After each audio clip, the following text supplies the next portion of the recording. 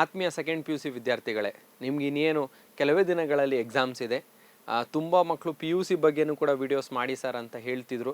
ನನ್ನ ಬ್ಯುಸಿ ಶೆಡ್ಯೂಲಿಂದ ನಾನು ಆ ಕಡೆ ಗಮನ ಕೊಡೋಕ್ಕಾಗಲಿಲ್ಲ. ಬಟ್ ಖಂಡಿತ ಮುಂದೆ ಇನ್ನೇನು ಎಕ್ಸಾಮ್ಸ್ ನಿಮ್ಗೆ ಹತ್ರ ಬಂತು, ನಿಮ್ಗೆ ಏನೇ ಡೌಟ್ಸ್ ಇದ್ರೂ ಕೂಡ ನಾನು ನನ್ನ ವಿಡಿಯೋ ಮುಖಾಂತರ ಹೇಳ್ಕೊಡ್ತೀನಿ. ಸ್ಪೆಷಲಿ ಮ್ಯಾಥಮೆಟಿಕ್ಸ್ ಮತ್ತು ಫಿಸಿಕ್ಸಲ್ಲಿ ನಿಮಗೆ ಏನೇ ಡೌಟ್ ಇದ್ದರೂ ಕಮೆಂಟ್ ಮಾಡಿ, ಅಥವಾ ನನ್ನ ಈ ಕಮೆಂಟ್ ಸೆಕ್ಷನ್ನಲ್ಲಿ ಕ್ವಶನನ್ನೇ ನೀವು ಟೈಪ್ ಮಾಡಿ ಹಾಕಿ. ನಾನು ಖಂಡಿತ ನಿಮಗೋಸ್ಕರ ಆದರೂ ಅದಕ್ಕೆ ನಾನು ಉತ್ತರ ಕೊಡ್ತೀನಿ ಮತ್ತು ವಿಡಿಯೋ ಮಾಡಿ ಹೇಳ್ತೀನಿ. ಮತ್ತು ಯಾವ ಕಾನ್ಸೆಪ್ಟ್ ನಿಮಗೆ ಪರ್ಟಿಕ್ಯುಲರ್ಲಿ ಬೇಕು ಅಂತ ಕಮೆಂಟ್ ಮೂಲಕ ತಿಳಿಸಿ, ಖಂಡಿತ ನಾನು ಆ ಟಾಪಿಕ್ ಬಗ್ಗೆ ಮಾತಾಡ್ತೀನಿ. ಸೊ ನಾನು ಇವತ್ತು ಬಂದಿರೋಂಥದ್ದು ಟಾಪಿಕ್ಕು ಎಕ್ಸಾಮ್ಸಲ್ಲಿ ಇನ್ನೇನು ಎಕ್ಸಾಮ್ಸು ಹತ್ರನೇ ಬಂದ್ಬಿಡ್ತು, ತುಂಬ ಹತ್ರ ಇದೆ. ಸೊ ಯಾವ ರೀತಿಯಲ್ಲಿ ಓದಬೇಕು, ನಿಮ್ಮ ಸ್ಟಡಿ ಟೈಮ್ ಟೇಬಲ್ ಯಾವ ಥರ ಇರಬೇಕು ಅಂತ. ಬಿಕಾಸ್ ನೋಡಿ, ಎಕ್ಸಾಮ್ ಹತ್ರ ಬರ್ತಿದೆ ಅಂದಿದ ತಕ್ಷಣ ನಿಮಗೆ ಭಯ ಸ್ಟಾರ್ಟ್ ಆಗುತ್ತೆ. ಯಾವ ಥರ ಓದಬೇಕು, ಏನು ಓದಬೇಕು ಅಂತ ಗೊತ್ತಾಗ್ತಿರಲ್ಲ, ತಲೆ ಸುತ್ತು ಬರುತ್ತೆ. ಎಕ್ಸಾಮ್ ಹತ್ರ ಬಂದ್ಬಿಡ್ತು, ನಾನು ಏನು ಓದಿಲ್ಲ, ತುಂಬ ಸಿಲೆಬಸ್ ಪೆಂಡಿಂಗ್ ಇದೆ, ನಾನು ಫೇಲ್ ಆಗೋಗ್ತೀನಿ ಅಂತ ಸ್ವಲ್ಪ ಜನರಿಗೆ ಭಯ ಇರುತ್ತೆ. ಬಟ್ ಹೆದರ್ಕೋಬೇಡಿ, ಭಯ ಪಡಬೇಡಿ. ಯಾವಾಗ ನೀವು ಕಾನ್ಫಿಡೆಂಟ್ ಆಗಿರ್ತೀರಾ ಆವಾಗ ಮಾತ್ರ ನೀವು ಸ್ಕೋರ್ ಮಾಡೋಕ್ಕಾಗೋದು, ಆವಾಗ ಮಾತ್ರ ನಿಮಗೆ ಒಳ್ಳೆ ಮಾರ್ಕ್ಸು ಮತ್ತು ಪರ್ಸೆಂಟೇಜ್ ಕೂಡ ಬರುತ್ತೆ. You can do it, nothing is impossible, you can do it. ಭಯ ಆದಾಗ ಅವಾಗವಾಗ ನಿಮ್ಮ ಹಾರ್ಟ್ ಏನಿದೆ, ಮನ್ಸೇನಿದೆ, ಅವಾಗ ಅದಕ್ಕೆ ಹೇಳ್ತಾ ಇರಿ all is well, all is well, ಏನೂ ಆಗಿಲ್ಲ, ಹೆದರ್ಕೋಬೇಡ. ನಾವು ಈ ಯುದ್ಧ, ಈ ಬ್ಯಾಟಲ್ ಫೀಲ್ಡಲ್ಲಿ ಗೆದ್ದೇ ಗೆಲ್ತೀವಿ. ಇದರಲ್ಲಿ ಏನು ನಾವು ಸೋತಿದ್ರೆ ನಾವು ಜೀವನದಲ್ಲಿ ಸೋಲಲ್ಲ, ನಾವು ಜೀವನದಲ್ಲಿ ಮುಂದೆ ಹೋಗ್ತೀವಿ. ಇದು ಎಕ್ಸಾಮ್ ಅಷ್ಟೇ, ಇನ್ನೊಂದು ಅವಕಾಶ ಇರುತ್ತೆ, ಅದರಲ್ಲಿ ಪಾಸ್ ಆಗೋಣ ಅಂತ ಒಂದು ಕಾನ್ಫಿಡೆಂಟ್ ಇರಲಿ ಅಂತ ಹೇಳ್ತಾ, ನೀವು ಸೆಕೆಂಡ್ ಪಿ ಯು ಸಿಯಲ್ಲಿ 500 ಔಟ್ ಆಫ್ 500 ಇದು 600ಗೆ 600 ಸ್ಕೋರ್ ಮಾಡಬೇಕು ಅಂದರೆ ಯಾವ ರೀತಿಯಲ್ಲಿ ಸ್ಕೋರ್ ಮಾಡಬೇಕು ಮತ್ತು ಯಾವ ರೀತಿಯಲ್ಲಿ ಓದಬೇಕು, ನಿಮ್ಮ ಟೈಮ್ ಟೇಬಲ್ ಇರಬೇಕು ಅಂತ ಈ ವಿಡಿಯೋಲಿ ನಾನು ಹೇಳ್ತಿದ್ದೀನಿ. ವಿಡಿಯೋನು ಕಂಪ್ಲೀಟಾಗಿ ನೋಡಿ. ನನ್ನ ಚಾನಲ್ಗೆ ಫಸ್ಟ್ ಟೈಮ್ ನೀವು ವಿಸಿಟ್ ಮಾಡ್ತಿದ್ರೆ ಅಥವಾ ಈಗ ಮಾಡ್ತಿದ್ರೆ ಹೋಗಿ ಬೇಗ ಚಾನಲನ್ನು ಸಬ್ಸ್ಕ್ರೈಬ್ ಮಾಡಿ, ಬೆಲ್ ಐಕಾನನ್ನು ಪ್ರೆಸ್ ಮಾಡಿ, ಮತ್ತು ಈ ವಿಡಿಯೋನು ನಿಮ್ಮ ಫ್ರೆಂಡ್ಸ್ಗೂ ಕೂಡ ಶೇರ್ ಮಾಡಿ. ನೋಡಿ, ಒಂದು ವಿಡಿಯೋ ಮಾಡಬೇಕು ಅಂದ್ರೂ ಕೂಡ ತುಂಬ ಕಷ್ಟಪಟ್ಟು ನಾನು ಬಂದು ನಿಂತು ಮಾತಾಡಿ ಎಡಿಟಿಂಗ್ ಮಾಡಿ ಎಲ್ಲ ಹಾಕಬೇಕು. ಬಟ್ ನಿಮ್ಮ ಕಮೆಂಟ್ಸು ಮತ್ತು ನಿಮ್ಮ ವ್ಯೂವ್ಸು, ಲೈಕ್ಸು ನನಗೆ ಮೋಟಿವೇಟ್ ಮಾಡುತ್ತೆ ಮತ್ತೆ ಬಂದು ಮಾಡಲಿಕ್ಕೆ. ಸೊ ನಿಮ್ಮ ಕಮೆಂಟ್ಸು ತುಂಬ ಇಂಪಾರ್ಟೆಂಟ್ ಆಗಿರುತ್ತೆ. ಇಲ್ಲಿವರೆಗೂ ನಾನು ಯಾವ್ದಾವ್ದು ವೀಡಿಯೋಸ್ ನೀವು ನೋಡಿದ್ದೀರಾ ಅಂತಲೂ ಕೂಡ ಕಮೆಂಟ್ ಮಾಡಿ. ನಾನು ನಿಜವಾಗ್ಲೂ ಕಾಯ್ತಿರ್ತೀನಿ.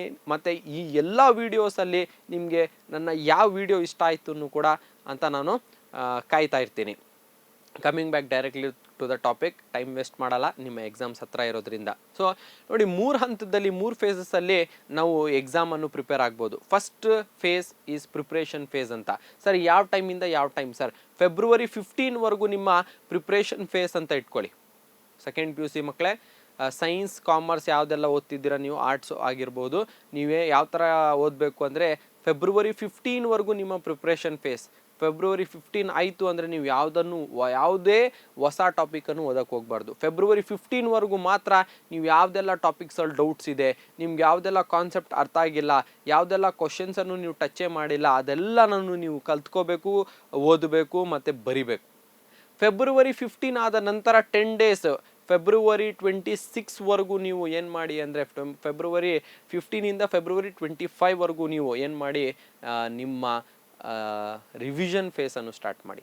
ಅದನ್ನು ನಾನು ರಿವಿಷನ್ ಫೇಸ್ ಅಂತ ಹೇಳ್ತೀನಿ. ಬಿಕಾಸ್ ನೀವು ಅಲ್ಲಿ ರಿವಿಷನ್ ಮಾಡಬೇಕು. ಬಿಕಾಸ್ ನಿಮಗೆ 4 PCMB ಅಂತಂದು ತೊಗೊಂಡ್ರು ನಿಮಗೆ 2 days for every subject you need. ಫಿಸಿಕ್ಸ್ಗೆ 2 days, chemistry 2 days, mathematics 2 days, bio 2 days. So 8 ದಿನ ಆಯಿತು. 1 ದಿನ ಲ್ಯಾಂಗ್ವೇಜ್ ಕೊಡಿ, ಇನ್ನೊಂದು ದಿನ ಇನ್ನೊಂದು ಲ್ಯಾಂಗ್ವೇಜ್ ಕೊಡಿ. ಸೊ ಟೋಟಲಿ 10 ಡೇಸ್ ನಿಮಗೆ ರಿವಿಷನ್ ಫೇಸ್ ಸಿಗುತ್ತೆ. ಸೊ ನೆಕ್ಸ್ಟ್ ನಿಮ್ಮ ಎಕ್ಸಾಮ್ ಸ್ಟಾರ್ಟ್ ಆಗುತ್ತೆ. ಸೊ ಎಕ್ಸಾಮ್ ಸ್ಟಾರ್ಟ್ ಆಗೋದು 27ಇಂದ. So that is called the exam phase ಅಂತ ನಾವು ಕರಿತೀವಿ. ಸೊ ಎಕ್ಸಾಮ್ ಫೇಸ್ ಅದ್ರ ಹಿಂದಿನ ದಿನ ನೀವು ಒಂದಿನ ನಿಮ್ಮ ರಿವಿಷನ್ ಬೇಕಾಗುತ್ತೆ, ಅದೇ ಸೇಮ್ ಸಬ್ಜೆಕ್ಟನ್ನು ಓದಬೇಕಾಗುತ್ತೆ. ಸೊ ಅದನ್ನು ಅಲ್ಲಿ ಇಟ್ಕೊಂಡಿರಿ ಅಂತ. ಸೊ ಟೋಟಲಿ ಈ 3 ಫೇಸ್ ಮುಖಾಂತರ ನೀವೇನು ಮಾಡಬೇಕು, ನಿಮ್ಮ ಸ್ಟಡೀಸ್, ನಿಮ್ಮ ಸ್ಟ್ರಾಟಜಿಯನ್ನು ಡಿವೈಡ್ ಮಾಡಿಕೊಂಡು ಟೈಮ್ ಟೇಬಲ್ ರೆಡಿ ಮಾಡ್ಕೊಂಡು ಓದಬೇಕು. ಆ್ಯಂಡ್ ಸರ್ ನನ್ನ ಟೈಮಿಂಗ್ಸ್ ನನಗೆ ಸಿಗ್ತಾ ಇಲ್ಲ, ನಾನು ಏನು ಮಾಡಲಿ ಸರ್ ಅಂದರೆ, ನಾನು ಲಾಸ್ಟ್ ವೀಡಿಯೋಲಿ ಒಂದು 10th ಸ್ಟ್ಯಾಂಡರ್ಡ್ ಮಕ್ಕಳಿಗೆ 625ಗೆ 625 ಏನು ಸ್ಕೋರ್ ಮಾಡಬೇಕು ಅಂತ ಅದರಲ್ಲಿ ಕ್ಲೀನಾಗಿ ಡೆಪ್ತಾಗಿ ಎಕ್ಸ್ಪ್ಲೇನ್ ಮಾಡಿದ್ದೀನಿ ಟೈಮ್ ಟೇಬಲ್ ಹೇಗಿರಬೇಕು ಅಂತ. ಡೈಲಿ ಟೈಮ್ ಟೇಬಲಲ್ಲಿ ನೀವು ಯಾವ ಥರ ಓದಬೇಕು, ಎಷ್ಟು ಅವರ್ಸು ನಿದ್ದೆ ಮಾಡಬೇಕು, ಎಷ್ಟು ಅವರ್ಸ್ ಓದಬೇಕು ಅಂತ ಹೇಳಿದ್ದೀನಿ. ಆ ವಿಡಿಯೋನು ಖಂಡಿತ ನೀವು ಕೂಡ ಹೋಗಿ ನೋಡಿ. ಬಿಕಾಸ್ ಸೇಮ್ ಟಾಪಿಕನ್ನು ಮತ್ತೆ ನಾನು ಹೇಳೋಕ್ಕೆ ಬಯಸಲ್ಲ. ಆ ವಿಡಿಯೋ ನೋಡಿದ್ರೆ ನಿಮಗೂ ಕೂಡ ಗೊತ್ತಾಗುತ್ತೆ. ಅವ್ರಿಗೆ 625 ಟಾರ್ಗೆಟ್ ಇರ್ಬೋದು, ನಿಮಗೆ 600 ಟಾರ್ಗೆಟ್ ಇರ್ಬೋದು, but strategy same, planning same, ನೀವು ಅಪ್ಲೈ ಮಾಡಬೇಕಾಗಿರೋದಷ್ಟೇ, ಓದಬೇಕಾಗಿರೋದಷ್ಟೇ. ಸೊ ನೀವೆಲ್ಲರೂ ಕೂಡ ನಿಮ್ಮ ಮನಸ್ಸಲ್ಲಿ ಅಂದ್ಕೊಂಡ್ರೆ ಸಾಧನೆ ನಾನು ಮಾಡ್ತೀನಿ, ನಾನು ಹಠ ಮಾಡಿದ್ದೀನಿ, ನಾನು ಈ ಸಲ ಇಷ್ಟು ಪರ್ಸೆಂಟೇಜ್ ತೆಗಿತೀನಿ ಪಿ ಯು ಸಿಯಲ್ಲಿ, ಬಿಕಾಸ್ 10th ಸ್ಟ್ಯಾಂಡರ್ಡಲ್ಲಿ ನನಗೆ ಸ್ಕೋರ್ ಮಾಡ್ಲಿಕ್ಕೆ ಆಗಲಿಲ್ಲ, ಒಂದು ಅವಕಾಶ ಇತ್ತು ಅದು ಸಿಗಲಿಲ್ಲ, ಅಟ್ಲೀಸ್ಟ್ ಈ ಅವಕಾಶ ಆದರೂ ನಾನು ಮಿಸ್ ಮಾಡ್ಕೋಬಾರ್ದು ಅಂತ ನಿಮ್ಮ ಮನಸ್ಸಲ್ಲಿ ಇದ್ದರೆ, prove your self this time second P U C. Because second P U C ಆದ ನಂತರ ನೀವೆಲ್ಲೂ ಕೂಡ ನಿಮ್ಮನ್ನು ಪ್ರೂವ್ ಮಾಡಲಿಕ್ಕೆ ಸ್ವಲ್ಪ ಕಷ್ಟ ಮಾಡ್ಕೋಬೋದು ಗ್ರ್ಯಾಜುಯೇಷನಲ್ಲಿ, ಡಿಗ್ರಿಯಲ್ಲೂ ಕೂಡ, ಬಟ್ ಅಲ್ಲಿ ಕಾಂಪಿಟೇಷನ್ ಜಾಸ್ತಿ ಆಗುತ್ತೆ, ಡಿಫಿಕಲ್ಟಿ ಲೆವೆಲ್ ಜಾಸ್ತಿ ಆಗುತ್ತೆ, ಅಲ್ಲಿ ಪ್ರೂವ್ ಮಾಡೋದು ಸ್ವಲ್ಪ ಕಷ್ಟ. ಮತ್ತು ಕಾತುರದಿಂದ ಕಾಯಲ್ಲ ಯಾರು ನಿಮ್ಮನ್ನು, ಇದೇ ರಿಸಲ್ಟ್ಗೆ ಕಾಯೋದು. ಎಲ್ಲರೂ ಕೂಡ ಕೇಳೋದು ನಿಮ್ಮ result 10th standard P U C percentage, 10th ಎಷ್ಟು ಬಂತು, ಪಿ ಯು ಸಿಯಲ್ಲಿ ಎಷ್ಟು ಬಂತು, ಡಿಗ್ರಿಯಲ್ಲಿ ಎಷ್ಟು ಪರ್ಸೆಂಟೇಜ್ ಬಂತು ಅಲ್ಲ ಕೇಳೋದು ಎಲ್ಲ ರೇರ್. ಸೊ ಪಿ ಯು ಸಿಯಲ್ಲಿ again prove yourself, score 99%, score out of 100% ನಿಮಗೆ ಪರ್ಸೆಂಟೇಜ್ ಬರಲಿ. ಎಲ್ರಿಗೂ ಕೂಡ ಯಾರೆಲ್ಲ second P U C exam ಬರೀತಿದ್ದೀರಾ ಹೆದರ್ಕೋಬೇಡಿ, together we can and we will ಅನ್ನ ನನ್ನ ಎಲ್ಲ ಮಕ್ಕಳಿಗೆ ಯಾರೆಲ್ಲ ಎಕ್ಸಾಮ್ಸ್ ಬರೀತಿದ್ದೀರಾ, second P U C exams ಬರೀತಿದ್ದೀರಾ, all the best for your exams. ನೋಡಿ, ಹೆದರ್ಕೊಳಕ್ಕೆ ಹೋಗಬೇಡಿ, ಎಕ್ಸಾಮ್ ಅಷ್ಟೇ ಇರೋವಂಥದ್ದು, ಭಯ ಪಡಬೇಡಿ, ಕಾನ್ಫಿಡೆಂಟಿಂದ ಹೋಗಿ ಎಕ್ಸಾಮನ್ನು ಬರೀರಿ. You can do it and prove yourself. ಇನ್ನೊಂದು ಏನಂದರೆ, ಎಲ್ಲ ನನ್ನ ಮಕ್ಕಳಿಗೆ ಒಂದು ಚಿಕ್ಕದಾಗಿರುವಂಥದ್ದು ಒಂದು 4 ಲೈನ್ಸನ್ನು ನಾನು ಹೇಳ್ತೀನಿ, that is in Hindi. Try to understand. ತುಂಬ ಚೆನ್ನಾಗಿದೆ.